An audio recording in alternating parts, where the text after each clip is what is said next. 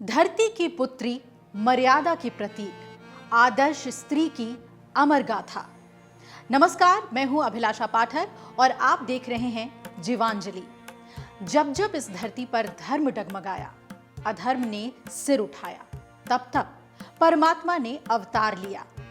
त्रेता युग में जब रावण जैसे अहंकारी राक्षसों का अत्याचार बढ़ा, तब भगवान विष्णु ने श्री राम के रूप में अवतार लिया। परंतु जहां विष्णु हो, वहां लक्ष्मी कैसे दूर रहें? यही कारण था कि इस बार मां लक्ष्मी ने सीता के रूप में जन्म लिया, ताकि वो राम के साथ धर्म की स्थापना कर सकें। ये केवल एक कथा नहीं, बल्कि त्याग, प्रेम, संयम, नारी शक्ति और मर्यादा की वो अद्वितीय कहानी है जो आज भी हर युग में याद की जाती है। चलिए इस महान स्त्री मां सीता के संपूर्ण जीवन को रामायण के अनुसार विस्तार से जानते हैं। सीता का दिव्य प्राकट्य, धरती की गोद से निकली पुत्री। जी हाँ, मिथिला के राजा जनक एक दिन यज्ञ के लिए भूमि तैयार कर रहे थे। जैसे ही उन्होंने हल चलाया, भूमि से एक कन्या प्रकट हुई। अद्भुत रूप वाली, तेज से चमकती, सिंदूरी आभा वाली।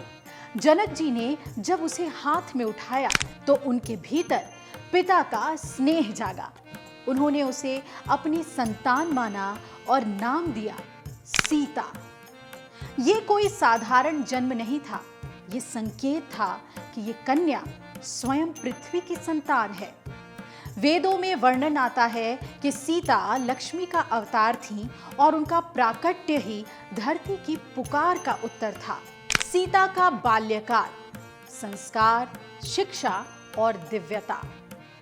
राजमहल में पली बढ़ी सीता केवल रूपवती नहीं थी, अपितु विदुषी भी थी।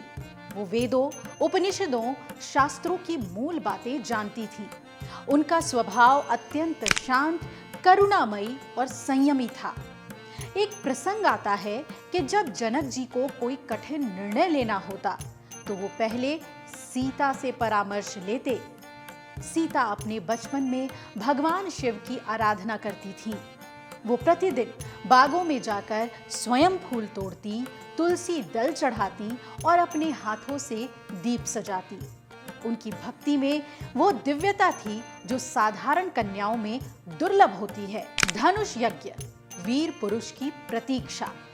राजा जनक ने देखा कि उनकी पुत्री अलौकिक है। वो चाहते थे कि उनका विवाह भी किसी दिव्य पुरुष से हो। तो उन्होंने घोषणा की, जो पुरुष भगवान शिव के धनुष को उठाकर उसे तोड़ देगा, वही मेरी सीता से विवाह करेगा। ये धनुष इतना भारी था कि कोई भी योद्धा इसे हिला न सका। जब विश्वामित्र मुनि राम और लक्ष्मण को साथ लेकर जनकपुर पहुंचे, तब राम ने सहजता से वो भारी शिव धनुष उठाया और उसे तोड़ दिया। पूरा जनक दरबार गूंज उठा, राम की जय, राम की जय। जनक जी की आंखों से आंसू निकल पड़े और उन्होंने कहा, अब मुझे विश्वास हुआ कि मेरी सीता को योग्य पुरुष मिल गया है। राम सीता विवाह, ब्रह्मांड का मिलन। राम सीता का विवाह केवल दो व्यक्तियों का नहीं, बल्कि धर्म और करुणा, शक्ति और मर्यादा, विष्णु और लक्ष्मी का पुनर्मिलन था। विवाह अत्यंत भव्य हुआ। सभी देवता, ऋषि मुनि, राजघराने के लोग उपस्थित हुए। तुलसीदास जी लिखते हैं, देखिसिया सुंदरता सप्रेम, राम मुदित मन बंधे कनक केस।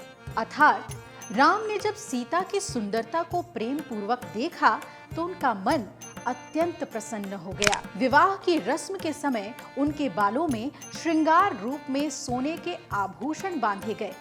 ये विवाह अत्यंत भव्य था। विवाह के पश्चात जब सीता अयोध्या पहुंची, वहां के लोग उनकी सुंदरता, स्नेहशीलता और मधुर व्यवहार से मुग्ध हो गए।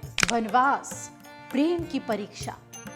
जब राम का राज्याभिषेक निश्चित हुआ, तभी माता कैकेयी ने अपने 2 वर मांगकर राम जी को 14 वर्ष का वनवास दिलवा दिया। ये एक कठिन क्षण था, लेकिन जब राम ने सीता से वन जाने की बात की तो उन्होंने दृढ़ता से कहा, राम, जहां आप हैं वही मेरा लोक है, वन हो या महल, सीता सदा आपके साथ है। सीता अपने आभूषण त्याग कर साधारण वेश में राम और लक्ष्मण के साथ वन चली गई। ये त्याग नारी के प्रेम और निष्ठा का अद्भुत उदाहरण बन गया। रावण का छल और हरण। वनवास के दौरान पंचवटी में रावण ने एक योजना बनाई।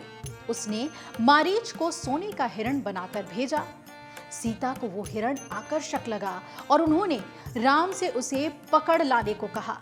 राम जब गए तब रावण साधु के रूप में आया और सीता को छलपूर्वक लंका ले गया।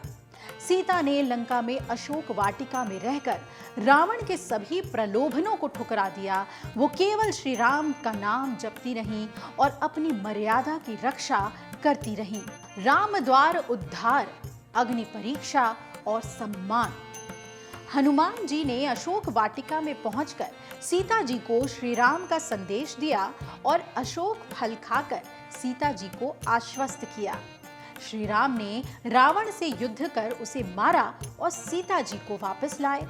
परंतु समाज के लिए सीता जी ने अग्नि परीक्षा दी, जिसमें अग्निदेव स्वयं प्रकट होकर बोले, सीता शुद्ध है, पवित्र है, ये केवल राम की ही है। अयोध्या वापसी और पुनः त्याग। राम और सीता अयोध्या लौटे, राज्याभिषेक हुआ और सब कुछ ठीक लगने लगा। लेकिन कुछ प्रजा के लोगों की आलोचना सुनकर राम ने धर्म और प्रजा की भलाई के लिए सीता को पुनः वन भेज दिया। ये मर्यादा पुरुषोत्तम का अत्यंत कठिन निर्णय था। वाल्मीकि आश्रम, लवकुश और अंतिम वियोग। गर्भवती सीता वन में ऋषि वाल्मीकि के आश्रम पहुंची। वहां उन्होंने लव और कुश को जन्म दिया और उन्हें धर्म, युद्ध कला, गायन और ज्ञान सिखाया। जब लव कुश ने राम के अश्व को रोका तब पूरा सत्य प्रकट हो गया। परंतु जब सीता ने समाज की आंखों में फिर से प्रमाण देने से इनकार कर दिया, उन्होंने हाथ जोड़कर धरती माता से कहा, यदि मैं सदा पवित्र, पतिव्रता और धर्मनिष्ठ रही हूँ तो मुझे अपनी गोद में ले लो। तुरंत धरती फटी और सीता उसमें समा गई।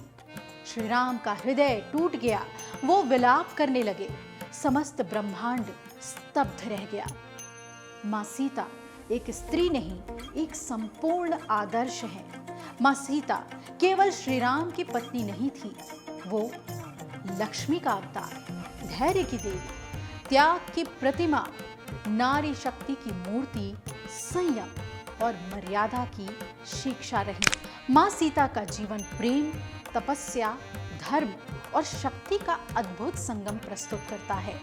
उनके आदर्शों से हमें ये सीख मिलती है कि आत्मिक समृद्धि और सामाजिक संतुलन दोनों ही जीवन के महत्वपूर्ण अंग हैं। उनका जीवन हमें प्रेरित करता है कि हमें अपने भीतर की शक्ति का सम्मान करना चाहिए और अपने कर्तव्यों को निष्ठा से निभाना चाहिए।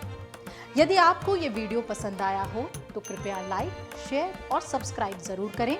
ऐसे ही और प्रेरणादायक विचारों के लिए जुड़े रहिए जीवांजलि के साथ। अगर आपको हमारा ये वीडियो पसंद आया हो तो हमारे चैनल जीवांजलि को सब्सक्राइब करें